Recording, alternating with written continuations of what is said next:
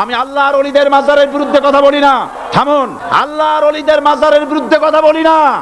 আমি কথা বলি মাজার নিয়ে যারা ব্যবসা করে তাদের বিরুদ্ধে কথা বলি। সুতরাং হাবিজাবি কথা বলে মানুষকে ফিরানো যাবে না। এই তৃতীয় শ্রেণী, তারা ধর্মের নামে মানুষকে আল্লাহর রাস্তা থেকে ফিরাবার চেষ্টা করে আজে বাজে কথা বলে, যা কোরআনে নাই হাদিসে নাই। এই ধরনের কথা বলে আর এ দিয়া ব্যবসা করে। আছেন এরকম ব্যবসা?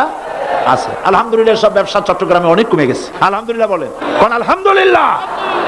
কমতেই হবে, কারণ বাংলাদেশের দুইটা জেলার মানুষের ভেতরে ইসলামী সেন্টিমেন্ট সব থেকে বেশি তীব্রতর।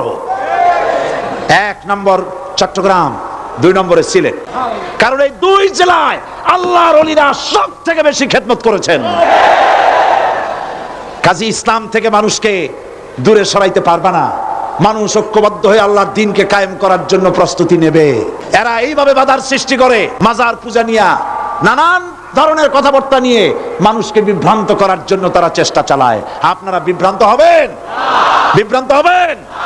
বড় বড় ওলামাদের কাছে যাবেন, আলেমদের কথা শুনবেন। ফাসেকরা কি বলল শোনার কোনো প্রয়োজন নাই।